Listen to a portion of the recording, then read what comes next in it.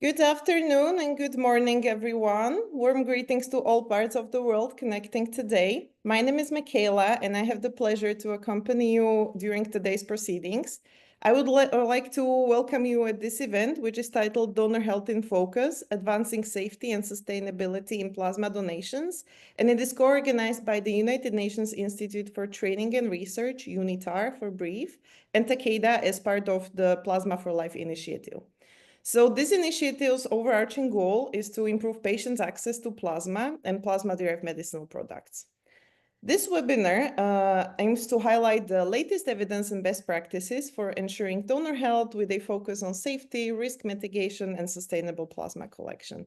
So thank you all for joining us for this exciting topic. It's a pleasure to have such strong interest in it. A very warm welcome as well to our speakers, and sincere thanks for sharing your time and expertise. Before we begin, let's take a brief look at today's agenda. I hope you can see. So we will start with the opening remarks from Mr. Mejia and hopefully Dr. Kenan Sokulu from UNITAR, if she joins. Then we will hear 3 presentations from our speakers, and then we will move to the Q&A session at the end. I would also like to announce that this webinar is being recorded with the aim for transmission later on. And now, without further ado, we can start with playing a message recorded by Mr. Alex Mejia, who is the director of the Division for People and Social Inclusion at UNITAR. Mr. Mejia also serves as the director of UNITAR's global network of 33 CFAL training centers. So here it is. Ladies and gentlemen, warm greetings from Geneva, Switzerland. I'm Alex Mejia. I'm speaking on behalf of UNITAR at the United Nations. I am truly pleased to welcome you today to this important webinar on donor health, an issue that lies at the heart of both the safety and sustainability of plasma donation systems, and yet one that does not always receive the attention it deserves. As you may know, plasma-derived medical products are a lifeline for millions of people living with rare and chronic diseases such as primary immunodeficiencies, bleeding disorders, and neurological diseases. Behind each of these treatments stands a quiet act of generosity, the decision of a healthy individual to donate their plasma to help someone they may never meet. This generosity must never be taken for granted. That is why today's discussion is so critical. As we strive to build more resilient health systems, the well-being of plasma donors must be placed at the center. Donor safety is not only a medical or operational concern, it is a matter of trust, solidarity, and long-term sustainability. Today's webinar is held under our Plasma for Life initiative, and we are grateful to our co-organizer, Takeda, as well as to all the distinguished speakers and participants, including regulators, healthcare professionals, patient advocates, and industry leaders. We appreciate that you are joining this important conversation. Let us use this space to reflect on best practices, highlight gaps, and strengthen our collective commitment to safe and sustainable plasma systems. By fostering an open dialogue, we can shape policies and practices that honor the dignity of every donor and every patient. Thank you once again for being here. You are making a difference. I wish you a productive discussion. Thank you very much.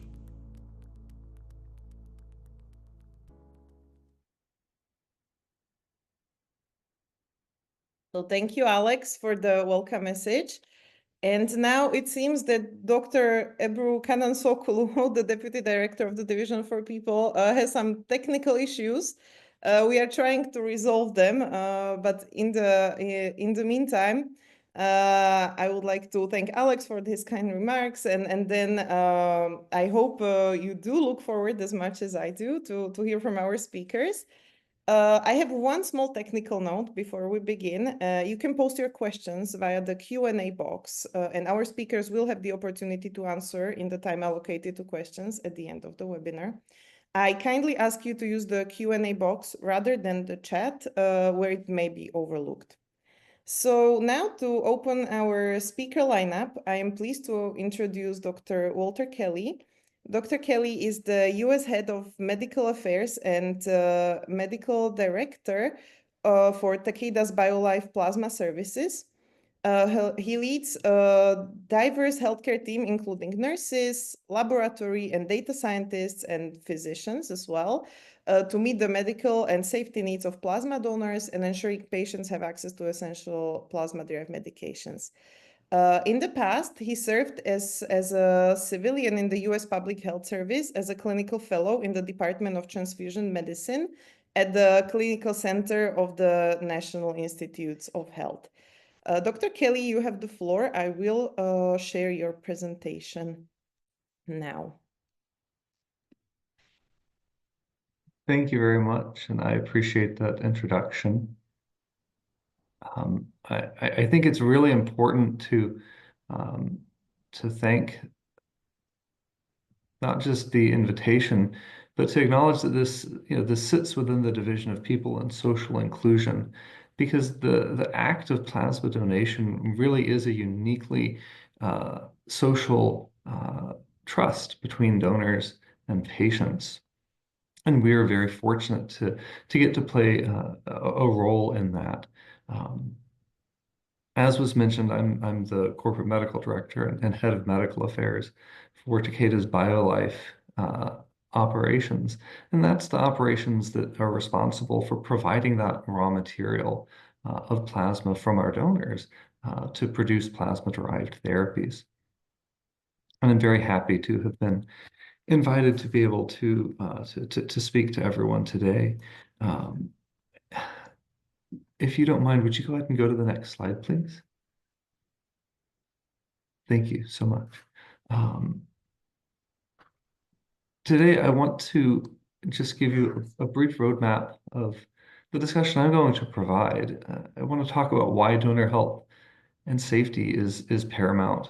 I think this discussion, as was mentioned in the introductory remarks, is one that is important to have, especially as we try to address the availability of these medicines. I want to focus that around a three-point safety framework that's designed to protect plasma donors. We'll talk about qualification and screening. We'll talk about the donation procedure itself. And we'll talk about repeat donations. And then I'll provide a summary. If you don't mind, would you go ahead and go to the next slide? Thank you. So plasma-derived therapies are made possible because of people donating plasma. And these really are life-changing therapies. So patients, Takeda, and plasma donors each have a vested interest in plasma donors being healthy and remaining healthy. It's important to sort of to make sure that everyone is thinking about the same thing, because the world of transfusion medicine is very broad. I'm a physician here in the United States. I'm actually a subspecialist in transfusion medicine, and plasma-derived therapies is one area of focus within transfusion medicine. When we talk about plasma, as was mentioned in the brief introductory remarks, it really is a lifeline for hundreds of thousands of people. It's the straw-colored liquid. Sometimes we call it gold-colored liquid. And it contains proteins, including disease-fighting antibodies.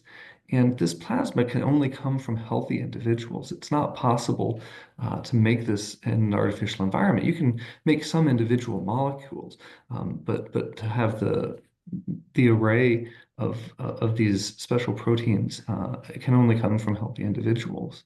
And that plasma is then taken in a very precise way, transformed into these life-sustaining plasma-derived therapies for people living with complex diseases.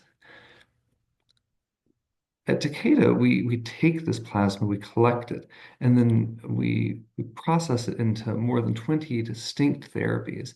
And they help people with a variety of conditions and needs. And some of those are listed here. One of them that's not listed here is actually part of what my practice of medicine was for many years, taking care of patients, where we would actually perform what's called a plasma exchange. And so we would use albumin, the largest and most plentiful of those proteins, to directly treat patients in very large volumes, actually. Um, Now, plasma for the manufacture of these plasma-derived therapies can come from two sources. One of those sources is called recovered plasma. So that's when people donate whole blood and that plasma is separated and not used for immediate transfusion needs. It can go on eventually for manufacturing. That's a small minority relative to plasmapheresis from healthy individuals donated as source plasma. If you don't mind, would you head to the next slide? Thank you. So it's really important that we respect the time and the health of all those that donate their plasma. And this is really aligned with Takeda's values of integrity and honesty. Um, the health of plasma donors is important to the health of the patient who's going to be helped by these therapies. I think it's really important. We're going to talk about some of this data. That studies show that this is as safe as giving blood. I spent the first half of my career on the blood center side. And Takeda really has healthcare providers and the regulators all focus on keeping donors and patients healthy so that they can benefit from these safe therapies. I think it's really important to understand how regulated this endeavor is, and those regulations are really important because they provide these both required and voluntary standards to make sure that plasma donors meet strict criteria, that we understand the frequency that they can donate, of course, that we have inspections and certification, and then depending on the jurisdictions, specific licensure for medical professionals and for the centers themselves. Would you go ahead and go to the next slide? Sorry, I have a little water. So I just want to review the process for assessing the potential negative impacts to individual donors. This is carried out at the local level in individual centers by nurses, physicians, and other Takeda healthcare professionals that are licensed in the state, as well as nationally by the team that I lead directly. And it's really important that when, especially I know we have many individuals on this event from diverse countries. It's really important to understand what the local regulations are and how those local regulations fit into the global community, because these medicines really are used across the world. And so we want to make sure that patients across the world have access to them. So there are some requirements that are, I think, important to discuss. One has to do with the health criteria for potential donors. The selection process is really important. We're going to talk more about the frequency of plasma donation. I really think it's important to understand that there has to be strong mechanisms to report and to track negative impacts to donor health. I personally review all of the reactions that happen that meet a certain threshold across the country within our system. And we do this to make sure that we meet the guidelines for donor safety. If you wouldn't mind, go ahead and go to the next slide. Thanks. So we're going to go through this three-point safety framework, and I think this is a really good way to think about how these things interplay for the safety of donors, because we want to make this process as safe and comfortable for our donors as possible. You can go ahead and go to the next slide if you don't mind. So I think it's really important. We rely on our donors to disclose their personal health information to us. And this assures that we have a safe donor experience for that individual, and that we provide plasma that's safe for the production of these essential medicines. This mutual trust gives donors a safe space to provide their health information because they know that the staff within Takeda have the donor's safety in mind when we ask these questions. So, of course, there is a potential for self-reporting bias in blood and plasma donors because, of course, we rely on what it is that they report to us. But there's been a lot of research around this topic in Europe and Australia and in other places. And for those in attendance, I'm sure that we can provide the scientific papers that I'm talking about for those that may have an interest. And Takeda tries to balance that self-reported data from our donors with scientifically founded epidemiologic monitoring processes. And we do this to ensure that the safety of our donors is present in the way we conduct our studies with our donors. They participate in these studies with us so that when we take that to the stringent peer review process in scientific journals and to present it at scientific congresses, that it meets that very high threshold for research. Would you go ahead and go to the next slide, please? So, as I mentioned before, it's really important to understand that national authorities set minimum guidelines. And it's very important that as countries think about what those minimum guidelines should be, that they can have dialogue with other countries, and also to understand that there are voluntary standards within the plasma-derived therapy industry that we hold ourselves to that also allows for a commonality, right? So for example, the way that we classify a donor adverse event is consistent across all the plasma centers in the US. And the same is true with data collection in a coordinated way in Europe. Of course, Americans are going to be Americans, and so we have our weight in pounds. Sorry. Um, for the rest of the world, you can use a more rational form of measurement. And the first question that we ask donors is, "Are you feeling healthy and well today?" And that really starts off the process of every time a donor comes in with that real understanding that our focus is around their health. Before they ever show up to donate, we actually try to provide good information. It's wonderful the amount of electronic resource that's available, and this is true, around the world now, right? We encourage people to have hydration and to consume healthy meals and to increase their protein intake, of course, because the molecules that we need to make these therapies are proteins, and so we need to make sure that people have adequate protein nutrition. Would you mind going to the next slide? Thank you. As I said, the foundation of the safety of these medicines really is the health of our donors and the safety of that plasma.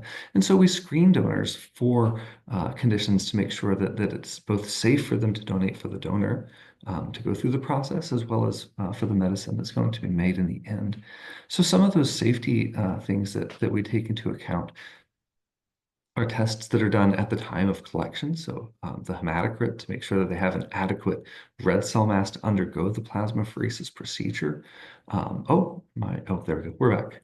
And then some tests are done on site and others are done remotely. For example, in the US, we do serum protein electrophoresis. That's a really detailed laboratory examination of the protein fractions in the blood. And that's regularly reviewed at our plasma centers. So the sample goes off, it's not tested right on site. But that's just an example of an ongoing safety measure that's used here in the US.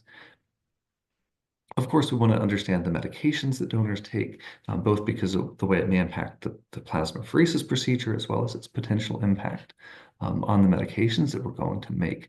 For example, there's a tremendous number of monoclonal antibodies being produced as medicines and taken for a variety of conditions.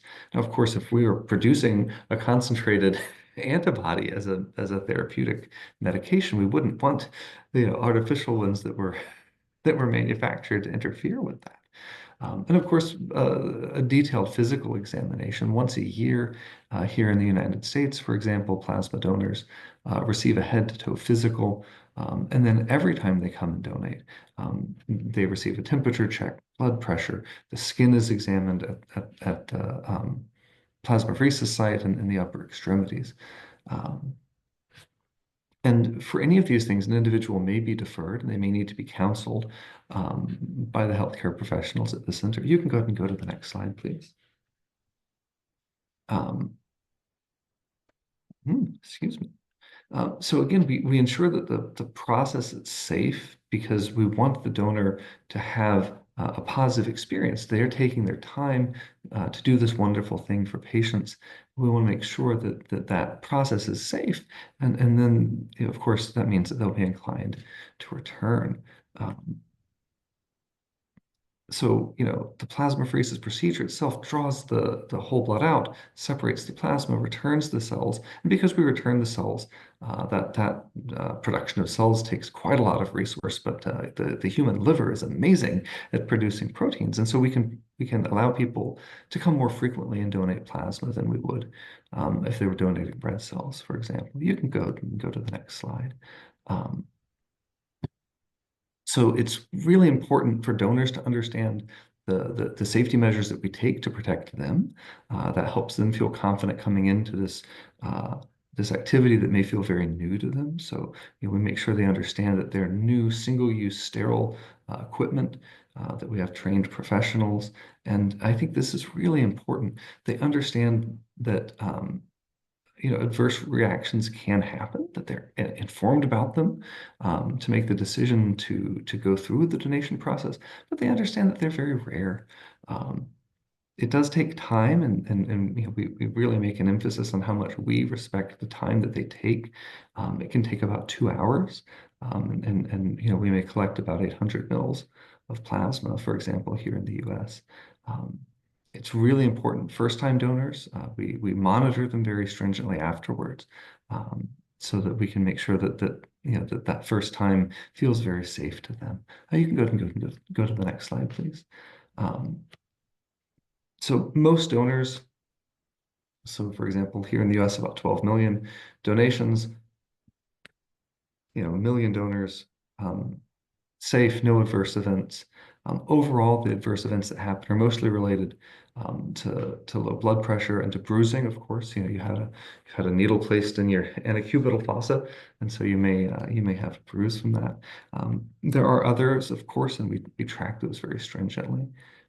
If you wouldn't mind going ahead and going to the next slide. Thank you. So it's not just the plasma donation process. You know, we engage with our donors over the entirety of their process, and that includes their recovery. So we give them educational materials about healthy lifestyles. We screen them for hepatitis A, B, and C. We screen them for HIV and parvovirus. Of course, on the rare instance that someone is tests positive for one of these things, we have a process to engage them, to counsel them, and to direct them to their physician for definitive diagnosis and care.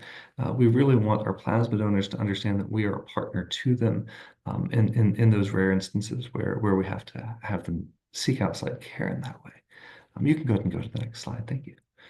And then the final part of this 3-point safety is the reality that patients need these medications. So as I mentioned, you know, I spent the first half of my career treating patients using these plasma-derived therapies. You can go ahead and go to the next slide. It really points out the reality of it, right? When we look at the compound annual growth rate of the need for just immunoglobulin, for example. I was the director of bone marrow transplant. I actually collected the bone marrow stem cells for people with leukemia and lymphoma, and then actually physically did the transplant. And of course, those individuals have immune deficiency that we've created in the process of their transplant. And so, you know, the growth has been just tremendous. If you look, you know, we always like to give donors this sense of I'm really helping people because it takes a lot of plasma donors. You know, 1,200 donors to treat someone with hemophilia, for example, for a year, 900 for alpha-1 antitrypsin deficiency. I treated many patients with CIDP, and if you treat them with a more effective treatment, which is immunoglobulin, it only takes 900 donations. If you treat them very inefficiently with plasma exchange, it takes even more. And so this demand is something that is always present in our minds. If you don't mind, go ahead and going to the next slide. So there's been a lot of research around the safety of repeat plasmapheresis. As I said, we can, I think, potentially make these publications available for those that are interested. And there's really no link between repeated plasmapheresis and events and adverse health reactions. There's no serious impact to donor health, and repeat donations stop primarily because it's inconvenient. It takes a lot of time out of people's lives, and that unfortunately is the reason that they do stop donating. You can go ahead and go to the next slide. So I think, especially given the large and diverse audience from many countries, it's important to understand that the regulations that exist in the United States have some basis in this evolving literature that we understand about donor safety. Our colleagues in Europe also continue to reevaluate their their health authority and the way that they interact. And I just think it's really important that health authorities continue to take this data and use it to balance the tremendous patient need for these therapies with ensuring safety. And I think that we can all do that together. You can go ahead and go to the next slide, please. There have been, two large 3+ year studies involving intensive donor plasmapheresis in Europe. There have been multiple studies here in the United States. And, really, when we talk about our lapsed donors, we've taken the time to try to re-engage those individuals, to understand them. And we're going to continue to make sure that we address that as part of our studies going forward, so that we understand not just the immediate health implications, but the why behind people discontinuing donation. And if it's because of health impacts, you can go ahead and go to the next slide. We do monitor our plasma donation procedures. We monitor our plasma donors after they donate, and we really do hold ourselves to the highest standards. To make sure that we are protecting our donors and our patients. You can go ahead and go to the next slide, which is my last one. We're grateful to every person who graciously donates their plasma. Really, this gift is the thing it allowed me to treat my patients for the last more than 15 years. And it's what's going to continue to support these patients going forward. And I really just want to thank the organizers for the opportunity to address some of these things. I look forward to hopefully getting to address questions in the Q&A. And with that, I'll go ahead and end my time. Thank you. Thank you very much, Dr. Kelly, for these valuable insights and for setting the stage. I think it was a great presentation. I certainly did learn a lot. And now I am very happy to report that we solved our technical issues, and Dr. Ebru Kanan-Sokulu was able to join us. So I would like to now turn to her. Dr. Kanan-Sokulu is the Deputy Director of the Division for People and Social Inclusion at UNITAR and former Director of CIFAL Istanbul. And she would like to welcome you all to this webinar. So Dr. Ebru, you have the floor. Thank you very much, dear Michaela. Good morning, dear colleagues. And again, apologies for my late arrival. We can never compete with technology, even though we have been super trained over the last couple of years in these kind of meetings. But it's a pleasure to be with you here. And I want to thank to the first presentation, and that was really Dr. Walter Kelly. For me also, I'm very glad that I just made it to go through all your presentation and had the chance to listen to you. So good morning, dear colleagues. Good morning and good afternoon to all of you. It's a very big pleasure for me on behalf of UNITAR to welcome you to this important webinar. And before we start, I want to thank to Michaela for organizing the webinar and putting us all in this very important moment. Thank you, Michaela, for this. It's a great honor to be working with you in the plasma research and portfolio at UNITAR. So the topic that we are focusing today, we all know, is health and well-being of the plasma donors, and also a very challenging one. So this topic particularly deserves more attention than it often receives, and I'm very happy to see that we are quite a big audience here listening and learning from the experts today. So we know that while the plasma-derived medicinal products are essential to modern medicine, particularly for the people living with rare and chronic diseases, and none of it would be possible without, of course, individuals who donate the plasma. So this is a very crucial topic and, of course, a pressing one. And particularly for this meeting today, for this webinar, well, the goal is very simple. We will highlight the top policies from experts around the table. And of course, we'll learn sound medical practices from different parts of the world, including different stakeholders. And we will try to contribute to creating the awareness of how this topic is important, the health and well-being of donors. So this is a pressing one. And also it comes with a lot of ethical, issues with ethical safe, the impact on the long-term human lives and so forth and so on. So I'm very glad that we'll learn a lot from our valuable speakers. So we are very fortunate to have a group of experts around the table. And I want to acknowledge the collaborative spirit is very essential. So as UNITAR, we have been fully committed to the plasma research and plasma training with our valuable partners. And so we will continue, contributing to this agenda. It's not only about the donor and the health and the well-being of the donors, but we have a responsibility for making it sustainable. And so as United Nations Institute for Training and Research, it is our primary interest to keep our commitments, to create awareness, public awareness. Of course, training as many stakeholders as possible from all around the world and carrying out valuable research. So this is an important and integral part of, the sustainability of the plasma research. So we rely on the partners, the audience, and our experts here today. So we will continue as UNITAR facilitating this dialogue between different stakeholders.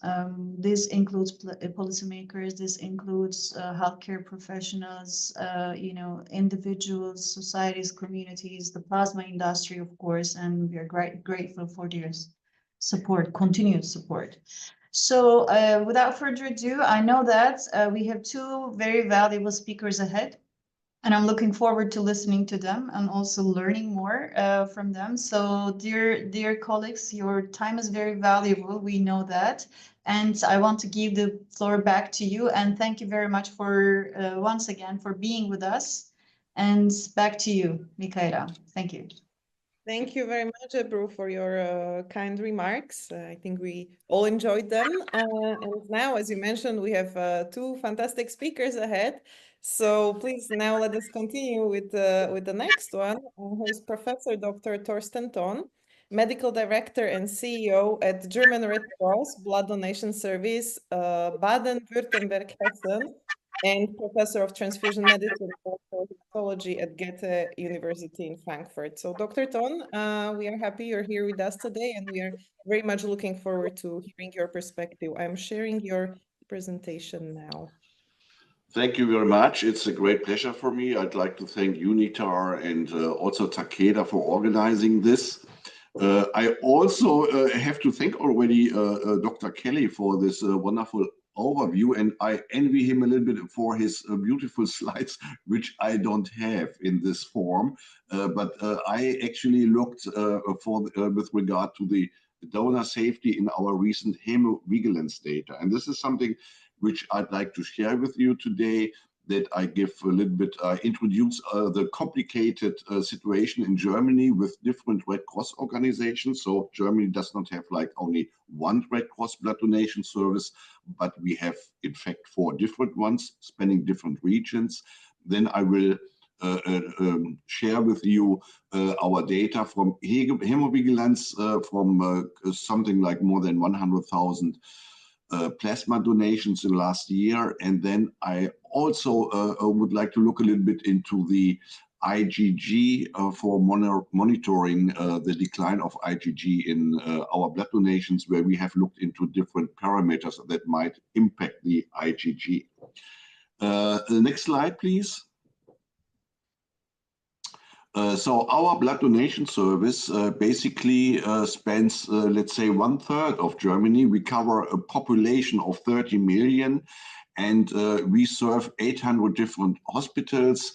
We are having 15,000 mobile whole blood collections every year with our blood donation service. We produce 1.6 million blood products, most of them from whole blood donations. And of course, we take our responsibility very seriously, and we underlie certain regulations. The difference in Germany to all other states and countries is that blood and blood-derived products, also the whole blood donation, has been or is covered by the German Drug Act. So it is seen as a medicinal product, and we completely underlie the surveillance of our local authorities. Next slide, please. So this is Germany, somewhere in the north middle of Europe. For those who are somewhere else in the world, you see in the upper right there is a green dot and a red dot. This is Berlin. And then if you look a little bit left, you see German Red Cross Baden-Württemberg, Hesse, a red dot. This would be Frankfurt.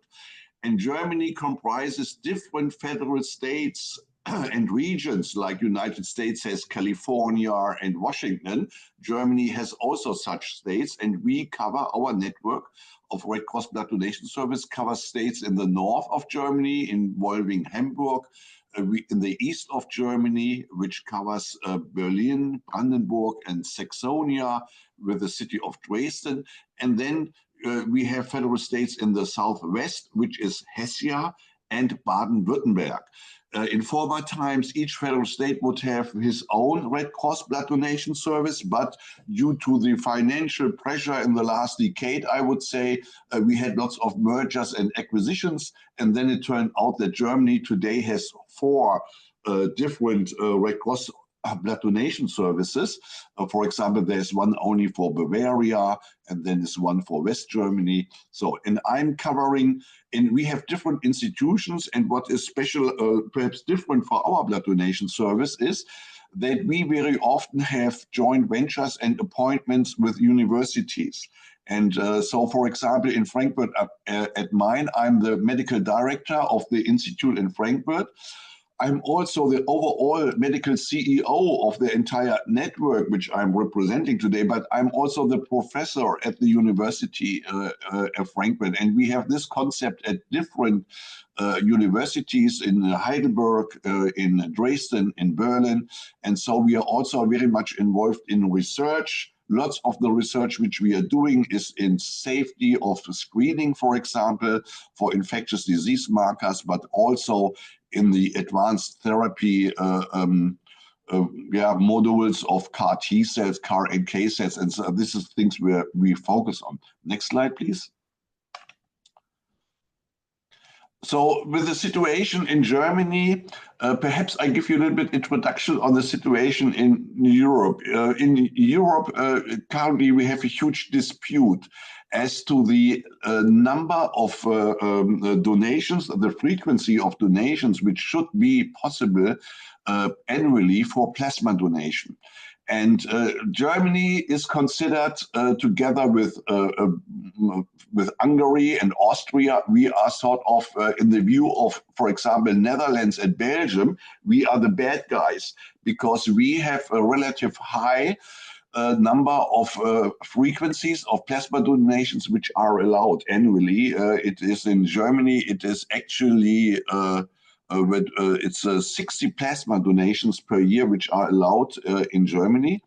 And also in Germany, it's allowed to give remuneration.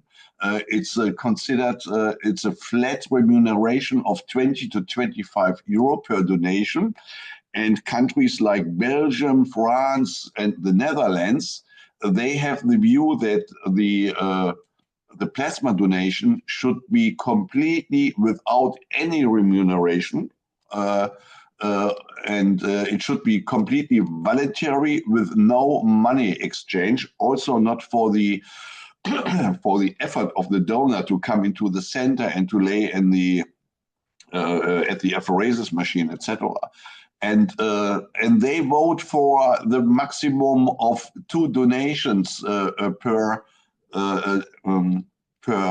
month as the most, which is a totally different view. And if you look into the United States, I believe Dr. Keller, you perhaps can confirm it's more than 100 which is allowed there. And the view of many European countries is that they say for this high free donation, there is not sufficient data for donor safety.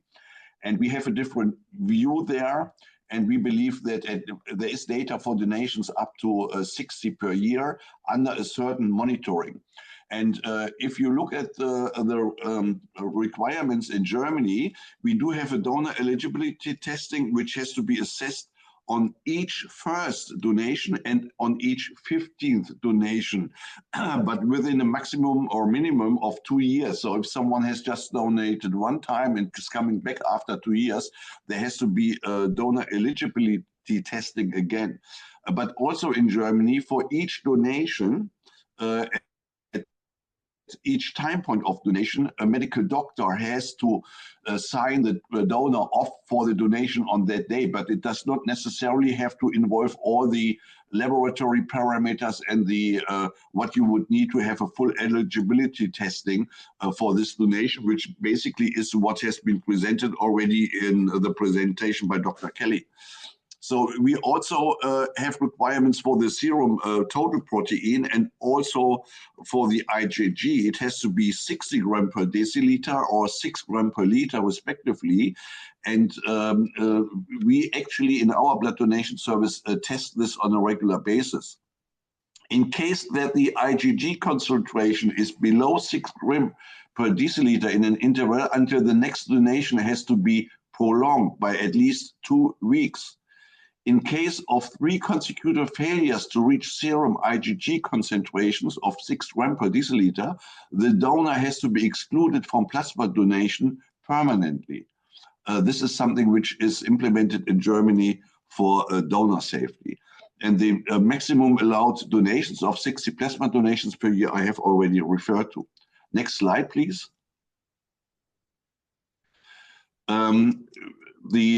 We looked in our hemodynamic system, which is established and which looks into different parameters and side adverse events during plasma donation. And we have looked into our numbers from 2024. We had a total number of plasma donations of 145,000 where we were able to look at, and it's for 2 regions, the region in the southwest, which I've shown you, and the region in the east part of Germany. And as you can see, the southwest, Baden-Württemberg-Hesse has only 20,000 donations per year, whereas northeast has 132,000 donations per year, which we were able to look at. And this has some historical reasons. The plasma donation is much stronger in the northeast within our Red Cross blood donation service. And we had systemic side effects of 1,200 roughly, and then we had side effects which were related to the blood draw by itself or the venous puncture, which were also around 1,000. Next slide, please. And we look into the relative frequency of side effects occurring during the plasmapheresis in the different regions. Then, interestingly, we see that the systemic reactions which occurred in the northeast region, where there's lots of plasma donations, is much lower regarding both systemic reactions and venipuncture-related side effects of only 0.5%, whereas in the region where there's not so many plasma donations in South Germany, there is almost like 2.26% more than 2% and almost 2% venipuncture-related side effects. So it's 4 times higher, roughly, in the other region. And we asked ourselves the question, how could this come? Next slide, please. And if we look then in the distribution and age distribution of plasma donations, we see that there is this significant difference. In the region Baden-Württemberg-Hesse, West Germany, where there is not so many plasma donations, we see that the percentage of younger plasma donors is much higher as compared to the region in East Germany. And this is because we have a larger number of first-time donors, which we constantly have to recruit newly. They would only donate a handful of times, and we always have to replace these donors. And I don't know, is my face in there?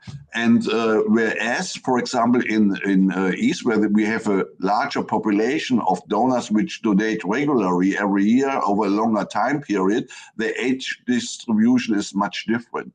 Next slide, please. The reasons for the different side effects rates within the 2 regions of Germany is, as we say, the higher percentage of first-time donors in the one part, which is 40% versus only 26% in the other part. And then also the lower donation frequency and less donation experience among donors in the region where there's not as many donations like in South Germany. So this is like 4.8 donations per year on average versus 12 donations per year on per average. So what we can take from these data, if you have regular long-term donors which are adapted, you on the one hand select for those donors which do not have adverse reactions, systemic ones. So it's a positive selection of donors which have a good experience during donations, all others would drop out. And if you have a region where you constantly have to get in new donors which only manage to donate, let's say 3 times, 4 times, then you do not have this selection and you have higher rates of adverse reactions. Next slide, please.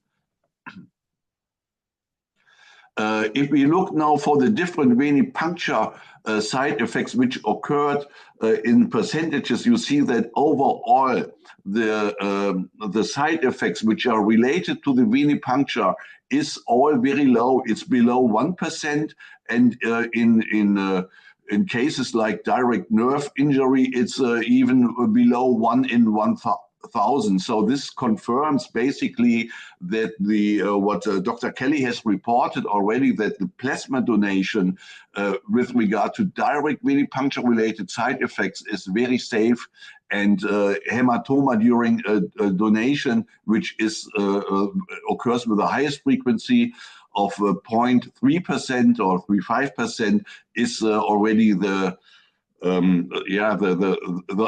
side effect with the highest frequency. Next slide, please. And then when you look into the systemic side effects, I must say I can myself hardly read it. It's not really sharp. I'm sorry for this, but you see that the hypertonic complications which do not deserve treatment are with 0.5% the highest systemic side effect, followed by hypertonic symptoms, then also loss of consciousness below 60 seconds is in the range of 0.3%. So it's all very rare. And we also have occasions of citrate reactions which may occur. And they also belong and are related a bit with regard to the overall procedure. If you do have a retransfusion at the end for substitution of the volume, or if you do not have this one, then the citrate how do you say, the amount of citrate which you give into the patient is lower, and you have then these low levels which we have and report here. Next slide, please. Also, what is important to look at is side effects before the IgG levels before first-time plasma donation. One could say this is a little bit like the healthy population, and then what effect does multiple plasma donation have on the IgG values in this population? And when we look for the first-time plasma donors, and you see the distribution here in blue bars on the IgG level. So there has not yet been an impact of plasma donation. You see that there is a peak, and the largest number of the population is in the range of 9 to, let's say, 11 grams per liter of IgG. But it's a Gauss curve, and you, of course, have also individuals which have a very low and even below 6 or 1.13% of first-time donors before donation already would not fulfill the requirements for plasma donation because they are below 1%. Below 6 grams per liter.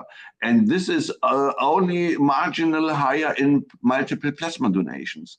And the plasma donation, if you look at this, you have certainly a shift a little bit to the left with a peak in 7 to 9 grams per liter among the plasma donors, but it's also a selection throughout the process, because we have established in our blood donation service IgG management. So we would look into the IgG concentration.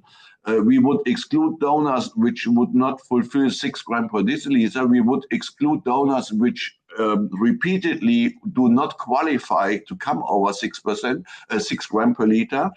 And we would also pause the donors. And this is very important. And if you have this, you certainly lower the IgG levels in the donor population, but rather at the higher end. And there you see the steep difference between first-time donor and multiple donors. If you look at IgG concentrations of above 11 or let's say above 10 grams per liter. This is where you lower the IgG concentration, but not so much in the lower end of IgG concentration. Next slide, please. Are there sex differences in the IgG content, and does it depend on the numbers of donations annually?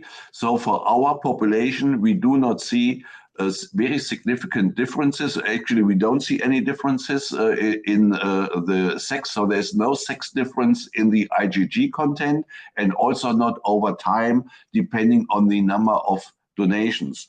But does the IgG content depend on anything? Is there any correlation? And we wanted to look into this. Next slide, please. It's one further. The failure to reach a minimum IgG and total protein levels in the dependence of donation frequency. And we see that for IgG, there is a certain dependency which is below 1%. And for the total protein, there is a little bit a shift to the right. So the you have to donate very often in order to fall out or be below limits for the total protein, but it may occur a little bit earlier for the IgG, but still at very low levels of below 1%. Next slide, please. So this is now what I wanted to refer now. We wanted to look in our region, and here you see the region again in yellow of Germany, where we had our examination of our donors. And we looked by measuring the IgG and also the protein content in the serum of the donations at 3 different time points, at 4 different time points: before donation, 1 month after donation, 6 months, and 1 year after donation. And then we correlated it with different data which we had, which we were able to assess in our hemovigilance system. Next slide, please. And this first shows overall the age distribution of our donors. It shows also the number of donations. We had individual donors all together, we had been able to look into 23,800 donations, donors, which donated 80,733 donations where we had IgG levels determined in the years 2021 and 2022. 40% were median age was 40%, and 49% of the donors were female. Next slide, please. And this is a heat map showing the different parameters on the left side and on the upper side, and the correlation. Of course, then you have each parameter meets its match in the diagonal. So blue is always like there is a positive influence. Red would be there is a negative influence. I see everybody's turning heads. No, that's a problem of the heat maps. But what you could see if you look in the upper left corner, that the IgG and protein content in the blood, of course, correlates with its own thing. But then you see that there is a positive correlation with the days since last donation. The longer this is ago, the better is the content of the IgG. And then you see, following red for different parameters, there is a negative correlation. So the negative correlation is the number of donations per month. The more you donate, the lower the IgG. The donation frequency per year, the more per year you donate, the lower the IgG content in the plasma. It is liter per month. It's also negatively with liter per 6 months, liter per year. But there is no correlation whatsoever with the ABO blood group, with the weight, with the height. With the BMI, we see very poorly, and with the only tendency, but with the sex, we don't see anything. And with the age, we see a certain negative correlation. The older you are, the lower then is the compensation capacity of the donors. Next slide, please. For this, I basically have several graphs. Perhaps I jump through it a little bit because there's not so much time left. You see the IgG levels over the number of plasma donations. These are plasma donations during the last month. And you see that when you donate within 1 month, 10 times, then the IgG content is certainly dropping, but it's not dropping that steep that you would necessarily fall out of the inclusion criteria. Next slide, please. Here we see the characteristics of the IgG levels depending on the age and the different high-frequency donor subgroups. Those donors who donate very often, donors who donate only occasionally. And what you see that the donors that donated 5 to 9 donations within the last month is actually also a selection for the wait, look, I have to look here again. Age in IgG subgroups, we see that there is no significant difference in the different IgG content groups on the right-hand side, and on the left-hand side is only a grouping of donors into higher and lower IgG subgroups, and then looking into the gram per deciliter. So there's an internal correlation, of course. But what we can see here is that the age, there is a certain tendency, but we do not see a direct correlation. Next slide, please.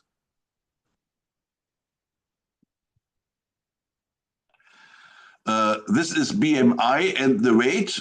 There is a correlation with increasing BMI. There is more people in the higher IgG groups. It's a tendency 2 times significant. If you look into the weight, the higher the weight, which then of course also correlates with the body mass index, you see that there is an increase in the IgG content even in high frequency plasma donors. Next slide, please. This is IgG in weight in high frequency donors and BMI. And there you see that there is a certain trend for higher IgG baseline levels with increasing weight and increasing BMI. Next slide, please. The donation frequency, which I have referred to several times today, is decreasing over the frequency of plasma donations. But we ask ourselves also, what does this have for an effect on the plasma pool, which is delivered to the fractionation companies? And there is, of course, an impact, which is quite considerable. If you have a population of plasma donors where in average there is a high frequency of donations, you will have a very impaired number and content of IgG per liter, and your content and what you deliver to the plasma fractionators will be impaired as compared to, let's say, recovered plasma from a whole blood donation, where in average you have higher IgG contents, and perhaps one could argue a more valuable plasma donation in this case. Next slide, please. Yeah, this is basically only looking into the same case again, but there's data for this one. The different content of IgG in multiple donors and the less valuable and reduced content of IgG in stocks of plasma donation, which you give to the industry. Next slide. Conclusions with regard to the safety from our German experience. An initial risk assessment should be made based on the baseline values of IgG, total protein and hemoglobin in the eligibility testing. Then all the frequent donors may have reduced baseline IgG and protein levels, and individual donor management, including IgG monitoring and a rigorous pause of the donation, can guarantee high level of donor safety. So our German experience is that you can go up to 60. This is where we have experienced donations per year, but only if you look into the IgG management. But this is very much under dispute, and I have one slide where I can show you this. Germany and France, we are very alone with this view in Europe. There's currently a big tendency from Denmark, Netherlands, and Belgium who would like to limit the number of donations much more, because they challenge that there is sufficient health data available for higher numbers of donation. Next slide. So testing first-time donors every third plasma donation to assess risk has proven effective in our blood donation service. So we exceed the requirement of only every 15th donation. In the beginning, when we have a new donor, we would check him on every third donation. If the data is fine, he adapts, the numbers of IgG are good, we go then down to every fifth donation, where we have a more a larger examination with also all the laboratory tests. So if the values are stable, the interval between tests is decreased to every fifth donation.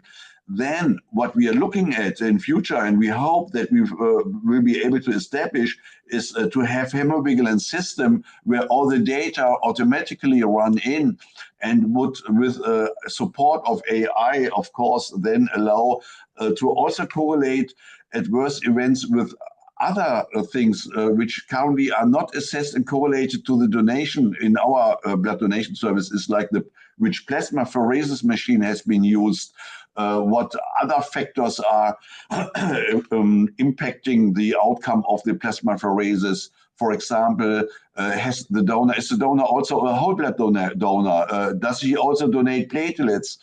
This is something in our Red Cross. We do not have exclusive plasma donation centers like Takeda and others. And for us as Red Cross, whole blood donation is the holy grail in the Red Cross thing. And if we have a shortage there, or if there was Corona pandemia, we would always take all resources and shift it to whole blood donation and away from plasma donation, because plasma donation in Red Cross by plasmapheresis is a sidekick, so to say, and so much more professional are the professional centers by Takeda and others, and for us it's really it's a sidekick, but of course we look into the safety of our donors.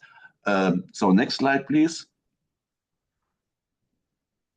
Conclusions with reference to the plasma fractionation and the outcome, which we draw from our results. The IgG concentration in donors has a considerable impact on the IgG recovery yield during the subsequent fractionation. I think it's not surprising.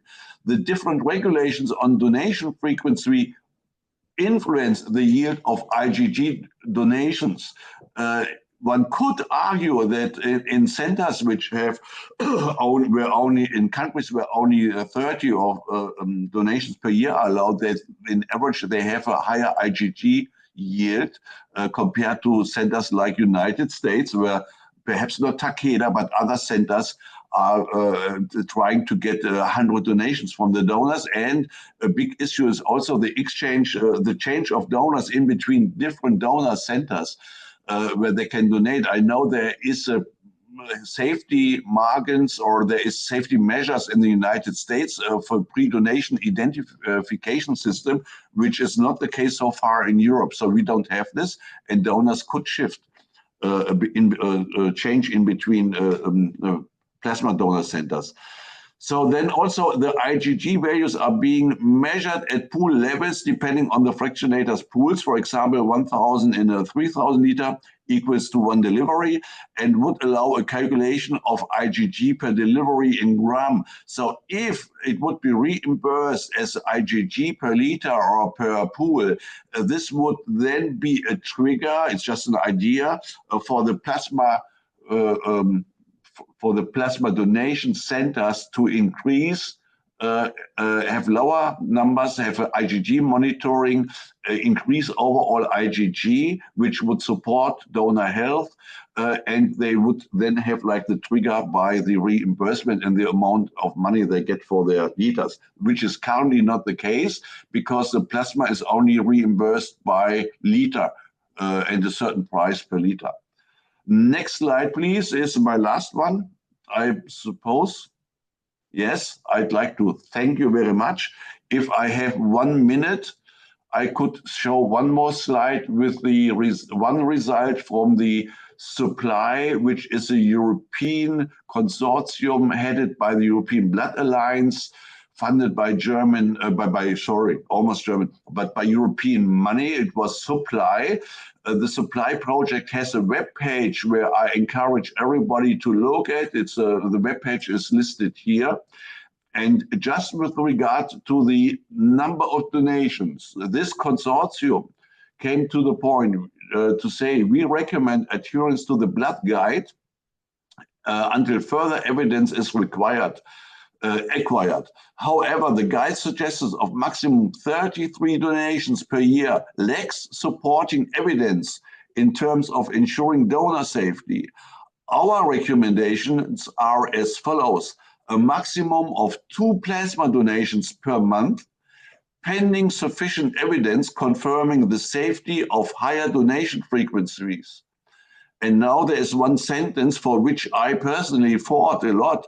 It's this recommendation is based on expert opinion and reflects the view of a majority of the Work Package 5 members, but not of all. And the other two which did not agree to this one were France and Germany. We said that, and this is now this under the alternative recommendation, this was ours, supported by 2 work program members, a maximum of 2 plasma donations per month, pending sufficient evidence confirming the safety of higher donation frequencies, unless a donor health and IgG management system is established by the respective blood establishment. And this shows a little bit the situation in Europe with regard to the blood supply. We all know that the plasma is very important. And Europe currently is living from plasma donations of the United States. 80% of the plasma for fractionation is supplied by the United States. Then we have countries where plasma is not donated at all. Then we have countries where there is no remuneration allowed whatsoever for plasma donation, which is currently the case in Europe, except Austria, Hungary, and Germany. That's why in these three countries, we have larger networks, like in the United States, for plasma donations, where there is, in Germany, plasma donation allowed up to 60 times per year, with good results under IgG management and no hint for adverse reactions or any bad outcome for the donors. But it's very easy for those countries where this is all not established, where they collect marginal amounts of plasma, to have a hurdle which is so high that we would not, certainly not achieve the plasma which is necessary also for the patients. But of course, I know the argument, it doesn't always, the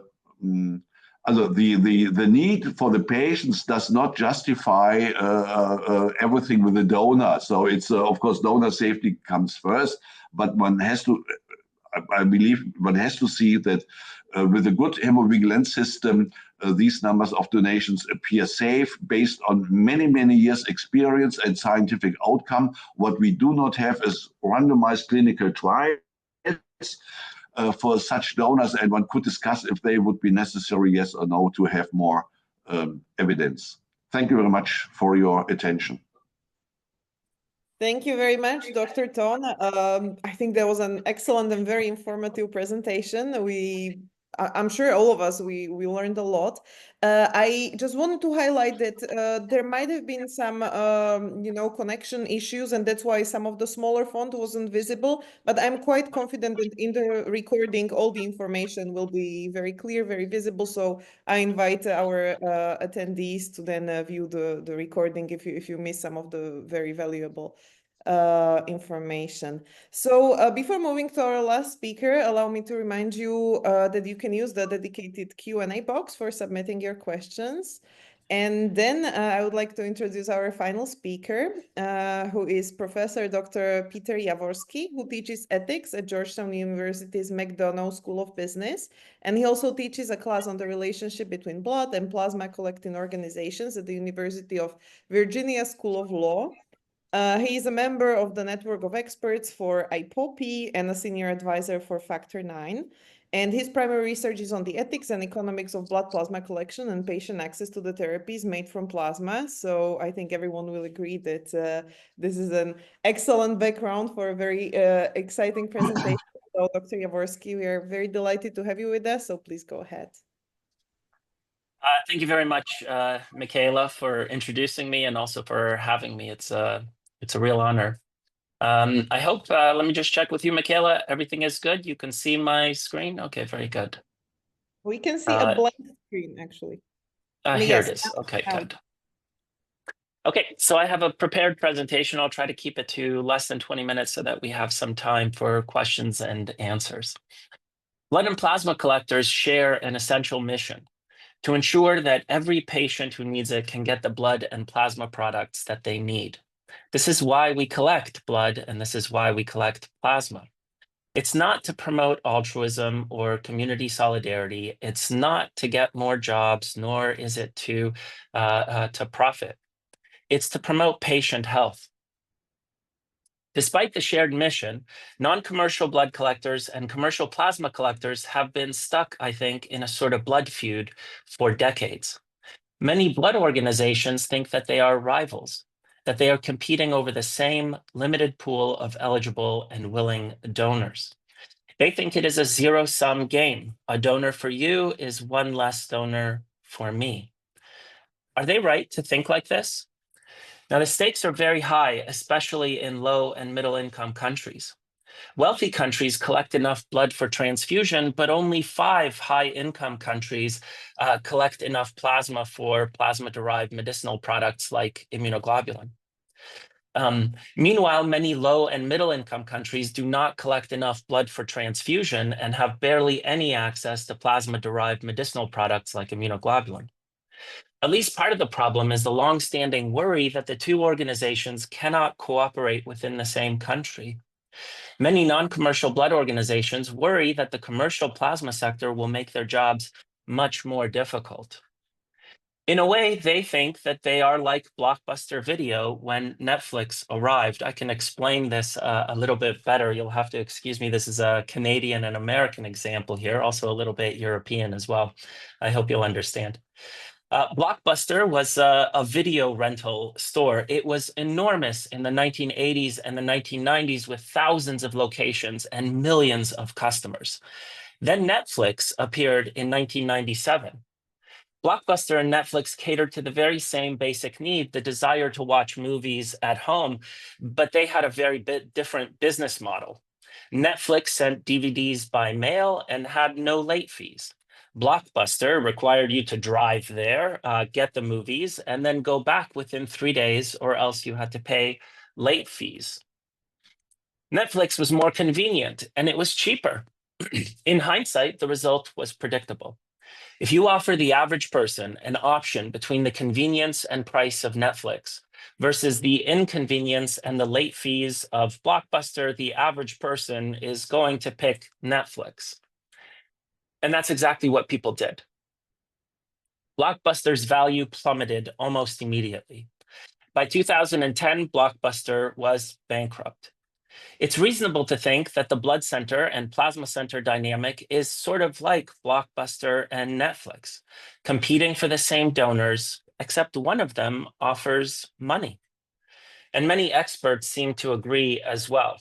Experts like health ministers, the European Blood Alliance, and the American Red Cross, as well as others, have all expressed the view that blood and plasma centers are rivals and that blood centers will lose in this rivalry.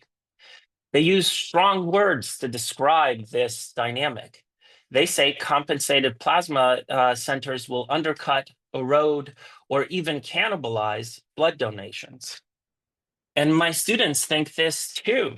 When I ask my students what they think would happen if a plasma center were to open near a blood center, they think most donors will switch. They think if you offer the average person money, the average person will follow the money. It's simple economics, they think. But is the average donor truly like an average person? Might there be relevant differences in preferences or motivation? Might they want different things? My first clue came from a follow-up question that I would ask my students. After they predict doom for the blood center, I ask, how many of you have donated blood? Then I ask these students if they would switch to donating plasma. A few say that they would, but the vast majority of them say that they wouldn't. They say that it takes too long, that they like to donate 2 or 3 times a year rather than once or twice a month, that they donate for other reasons. Now, I ask those students who have never donated blood or plasma before why they haven't done so. Some say that they're afraid of needles or they have medical reasons not to. But many tell me that they just hadn't thought about it, that they didn't know it was important, that no one had asked them to.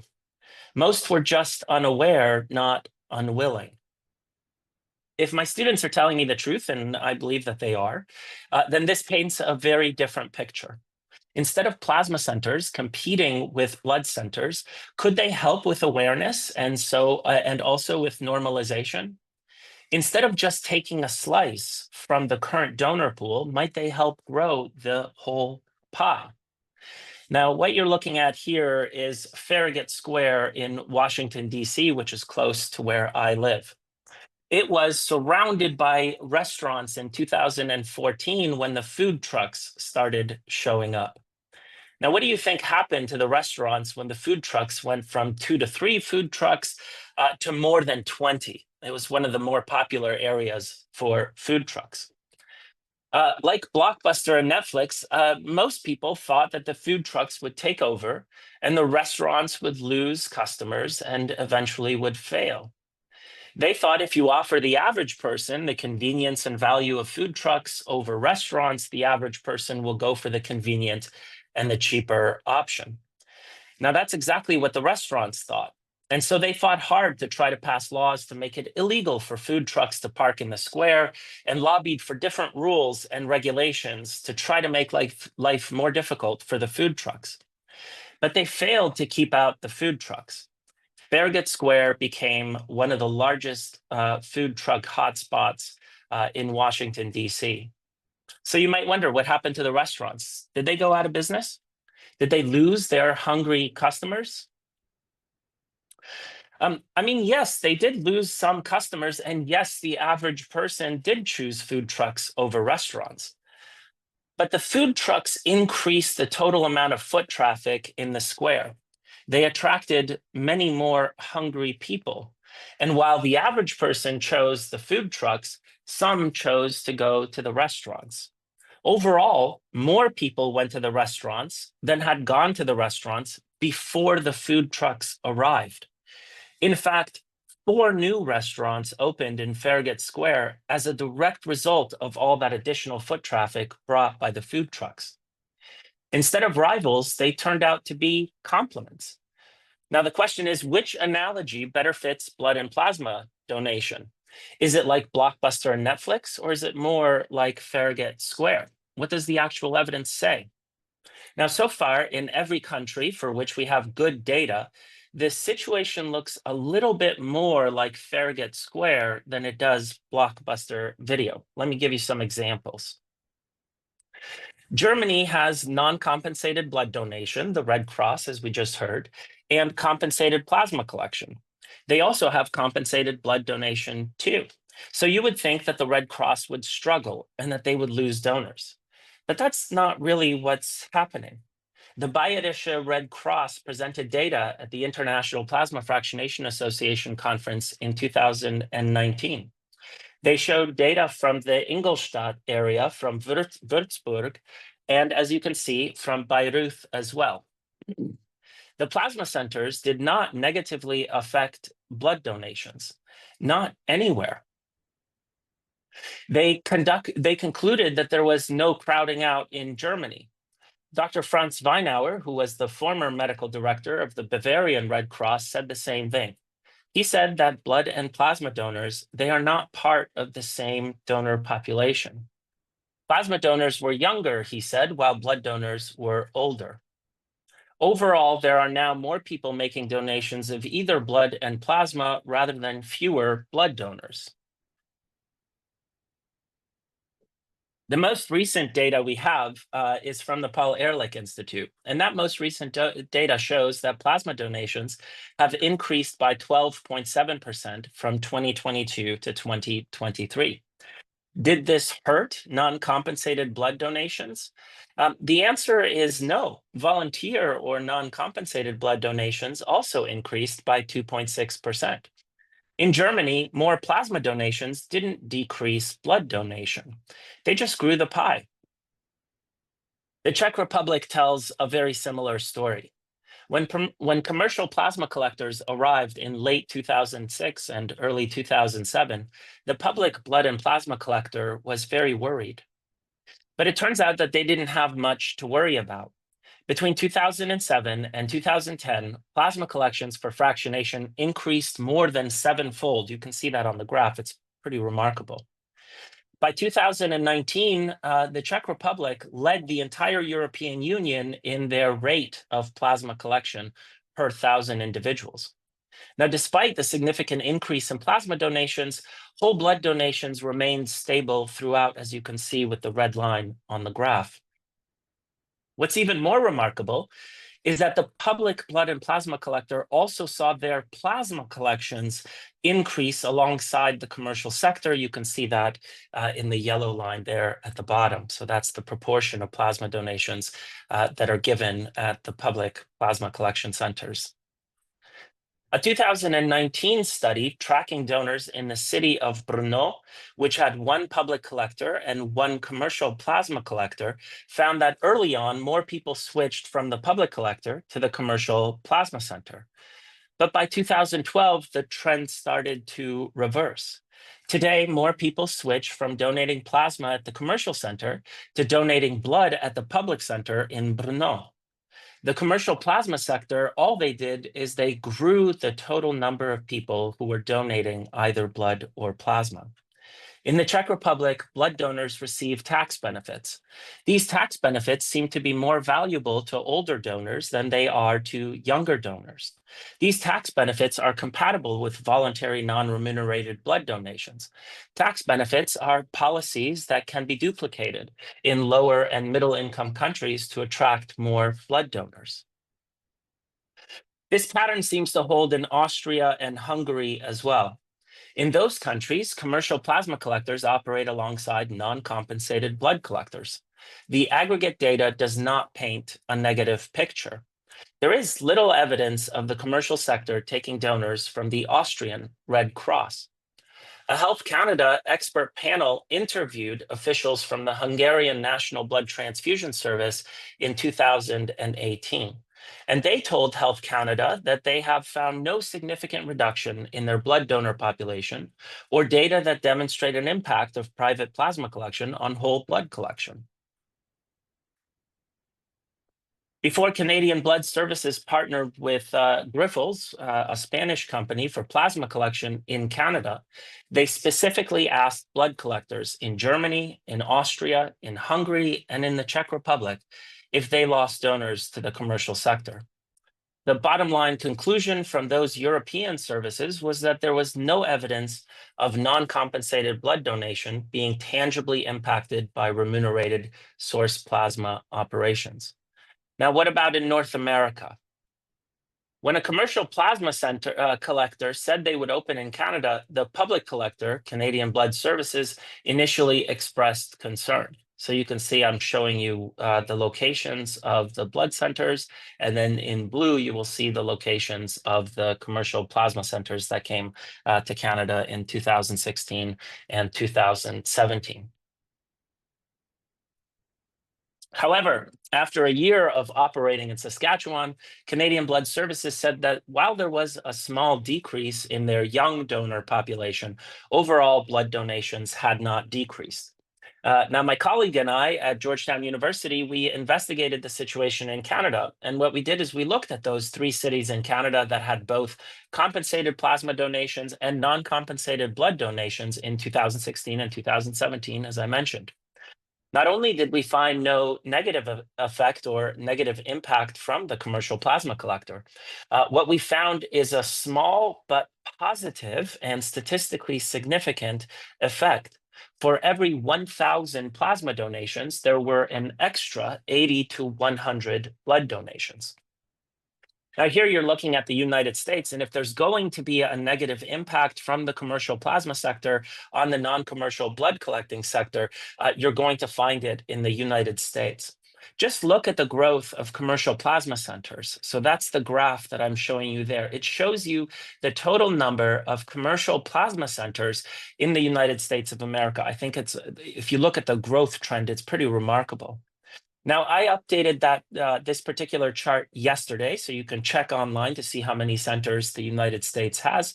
And as of yesterday, there were 1,255 centers in the US, or a center for every 271,000 Americans. That's more than anywhere else in the world. Now, Canadian Blood Services asked managers of 17 blood centers in the United States if the commercial sector was impacting their blood collection activities. Now, most said it makes sense to think that plasma would negatively impact blood donations, but they had no analysis to offer. 2 thought it seems to exist, but they had no evidence or no proof of it, but they were confident that it was happening. Now, my colleague and I, at Georgetown, we followed our analysis of Canada by looking at a much larger data set of 39 cities in the United States, and that's what you're looking at right now. 15 of those cities had parallel plasma collections throughout the entire time period of our study. 21 cities had no competition from plasma collectors at all. So these were 21 cities that only had blood collection, no plasma collection. And 3 cities saw the introduction of plasma donation opportunities during our time frame. So what did we find? Here's what we found. The cities with plasma collection collected no less blood than cities with plasma collection. And the cities that saw plasma enter, they did no worse either. Again, there was no negative impact on blood donations. Instead, there was a very small but statistically significant positive effect. This time it was an extra 8 to 16 blood donations for every 1,000 plasma donations. Now, it is true that overall blood donations in the United States have been declining for a while.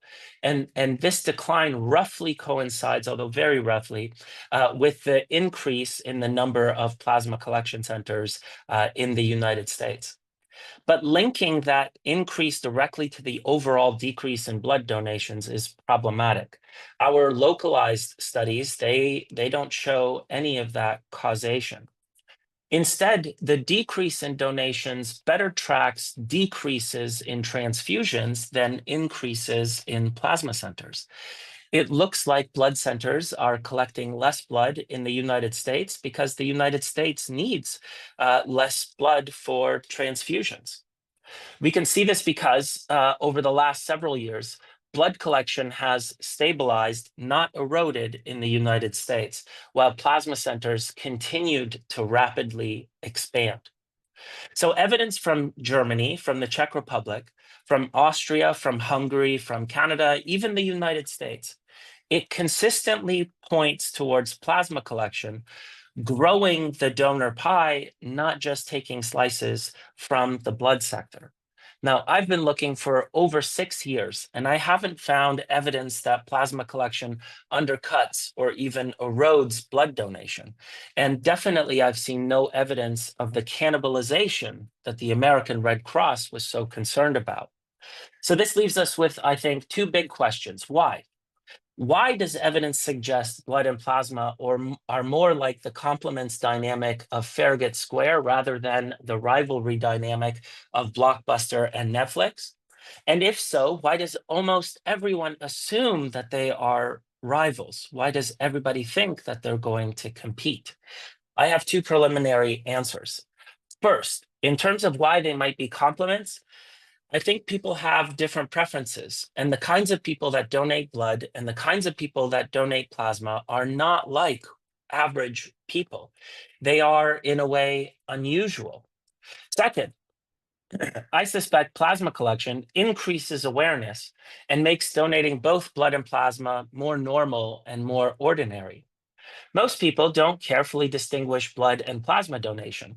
They see an advertisement for plasma, and the message that they receive is that donations are needed, not that specifically plasma donations are needed. My marketing colleagues at Georgetown call this the advertising spillover effect. Nike advertisements, they boost sales of Reebok because it reminds someone that they need new running shoes, not just that they need new Nike shoes. So why does it make sense to think that commercial plasma centers will take away the whole blood donors? Again, I think maybe my students can give us a clue as to the answer. Every year for the past 10 years, I've been asking my students to fill out a motivation survey. The survey asks them 2 questions. The first question asks them to rank order from a list of 8 options what motivates them from most to least, and you're looking at the 8 options there in front of you. 4 of the options are intrinsic motivators, while the other 4 are considered extrinsic motivators. Now, here are the answers that my MBA students gave in 2022.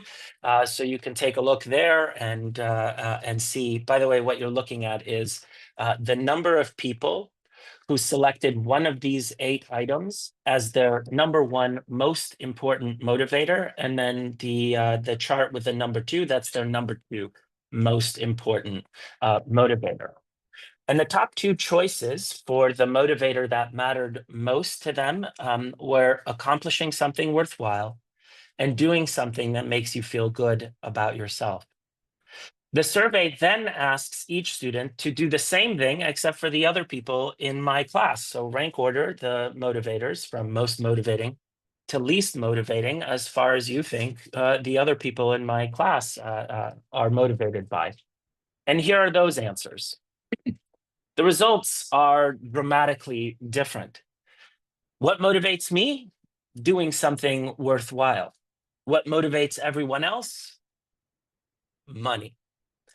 Now, this is actually not a surprising result. It is, in fact, a well-documented psychological bias.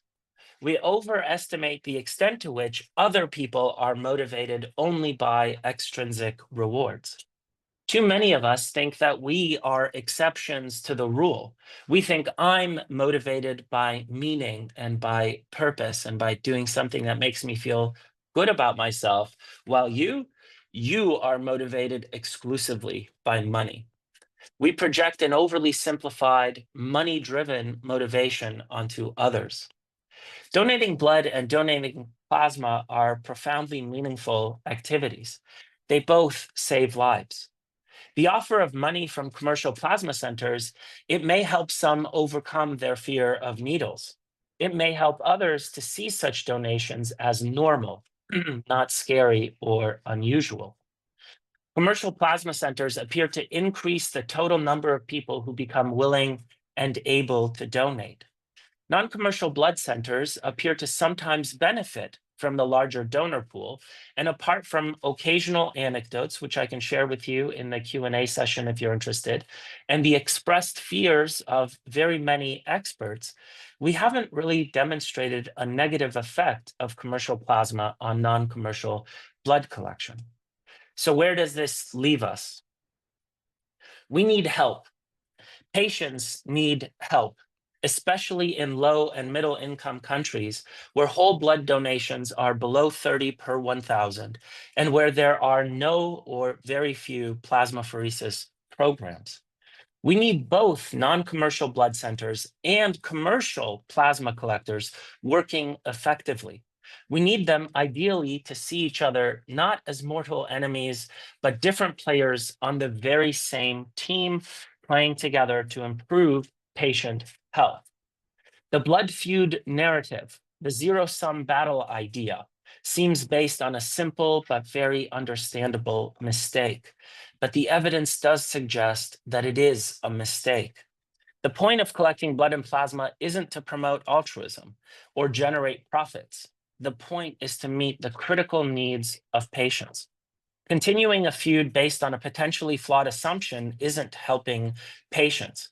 What we need is to explore ways to coexist, potentially cooperate, and to acknowledge that we really need both sectors. We need to move beyond the rivalry assumption and refocus on the shared mission. There are patients who need blood and patients who need plasma-derived medicinal therapies. We need to do much better to serve them. Thank you very much. Yeah, thank you very much, Peter, for this very compelling talk and for giving us really a lot to reflect on. And with this, I would also like to thank all our speakers for their thoughtful presentations. Now, we are a bit over time for the Q&A, but I have many questions, and the participants also shared some of theirs. So if you would kindly agree, I would just ask one of these questions to each of you, and then yeah, we can maybe take the rest of them offline and then publish them once the answers are ready. So I would like to begin with Dr. Kelly. So you presented impressive safety statistics for plasma donation. But do you see any emerging concerns or areas where you see the need for more research or vigilance? For sure. So I think that both of my co-presenters have put forth some very good data, and I think that it's very important that we continue to examine our donors and their safety. PBTA is designing a longitudinal study that's going to look at health outcomes that's really going to be powered for that kind of long-term assessment of how plasmapheresis impacts the health of donors. And I think it's really important, especially in low and middle income countries, as regulators and as health professionals try to think about how to address both of my co-presenters, made it very clear that, unfortunately, we rely on the United States for plasma to make these plasma-derived therapies, and that's simply not sustainable. And so we want to provide, the most robust data available with our future studies, so that as regulators and health professionals in other countries set up their systems, that it's done in a way that is proactively protecting the donors while making sure that patients have access to these essential medicines. Thank you. Thank you. And Dr. Ton, for you, actually, I've received this question several times. So when the IgG level goes below 6 grams per liter and donor is permanently deferred, as you mentioned, what is the next reference for the donor? So does this mean they can never donate again, or maybe reevaluate it at one point in the future? And also, is this information shared with other institutions that collect plasma, or everyone does their own donor screening? Dr. Ton, you're muted. If you could No. This is German guideline, so we have to stick to this one. If a donor is failing to have more than 6 grams per deciliter of immune globulin 3 times in a row, he will be permanently, for lifetime, excluded from plasma donation. All right, so they can never be reevaluated even in 10, 15, 20 years? No. All right. And is this information shared with other institutions that are collecting plasma, or everyone does their own donor screening? Everyone, of course, has to do his own donor screening. We do not have a system currently in Germany, but also not in Europe, which would allow pre-donation identification system, which is the case for the United States. So if the donor would go then to some other, let's say, commercial plasma donation center, they would not necessarily see it. And we have data protection in Germany, so we would not be able to share this with other centers. So he may try there, and it's probably also happening. Nobody would recognize. At the moment, we have a new European legislation, which is SOHO, substance of human origin. And this is also regulated certain things. And one of the points there is that the nations and the countries have to establish registries which would allow to avoid donations in between different centers, and then also you have to accomplish the distance between like a whole blood donation, a platelet pheresis, and a plasma donation. And for this, you need to see the data. Okay, this will come. Yeah. I would like to highlight to the participants that the SOHO regulation is also included in Plasma for Life, so you can relink yourself from there if you want to read more about it. And the last question will be for Dr. Jaworski. So you mentioned the importance of public perception. So my question is going to revolve a bit around this. Do you think that the way the ethics of blood versus plasma and how it is framed currently, in your opinion, does it impact the global plasma sufficiency? And could this reframing lead to better health outcomes? Yeah, let's see here. In the United States, the current perception is that a lot of people that donate plasma do it because they need the money. That's part of it. I think that hurts plasma donation in the United States. So I do the best I can, and a lot of other people do as well, to try to encourage people to think about it differently. I've spoken to so many plasma donors at the moment, dozens and dozens. Not all of them are like that. Many people, as I pointed out, do end up switching from plasma donation to blood donation as they get older, right? But people who donate for a very long time They find out what the plasma is used for. They become familiar with the patients who rely on the medicines that are made from their plasma. And that changes their outlook on things. And yes, I think that's going to be true, not just in the United States, but also in Germany and Hungary and Austria, in the Czech Republic and elsewhere as well. We need to recognize that both blood and plasma donors are doing something remarkable. And if we do change our view of how people, of how we treat those people and how we think about those people, I think that would increase both blood donation as well as plasma donation, especially in the very many countries that don't collect enough of either. Mm-hmm. Yeah, thank you. Would you then vote for leaving away the remuneration and the compensation? Would I vote for, say that one more time, please? To leave away the compensation by money. This is what Belgium, France, and everybody is practicing. No remuneration, no compensation whatsoever. Then it would, of course, but one has to say, if there is no remuneration, you cannot run such a plasmapheresis center successfully. And you're exactly right. I mean, the 5 countries that I referenced, Germany, Austria, Hungary, the Czech Republic, and the United States, they're the only 5 countries, I mean, it's possible that Iran does as well, that collect enough plasma to meet the needs of their domestic patients.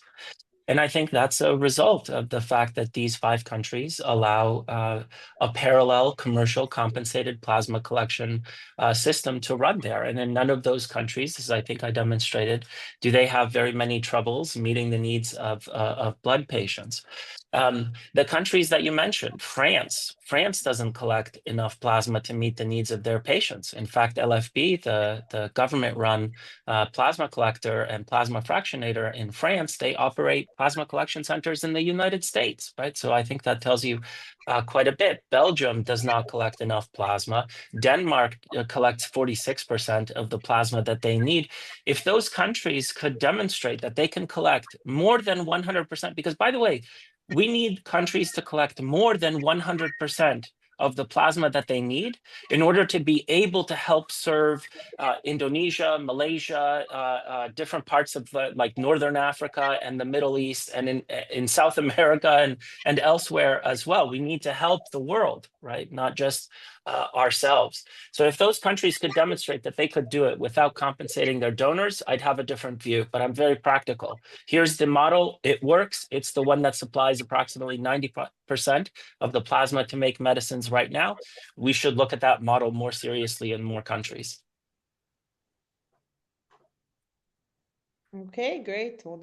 What a nice way to end this webinar on and leave us with a lot to reflect upon. So yeah, I think we are at the end, so we can wrap up. I would like to extend my gratitude to all of our great speakers and also participants for your valuable contributions to this important discussion and to the Plasma for Life initiative as a whole. I would like to remind you all about the Plasma for Life Knowledge platform, which has now been live for 2 years, actually. We just had an anniversary.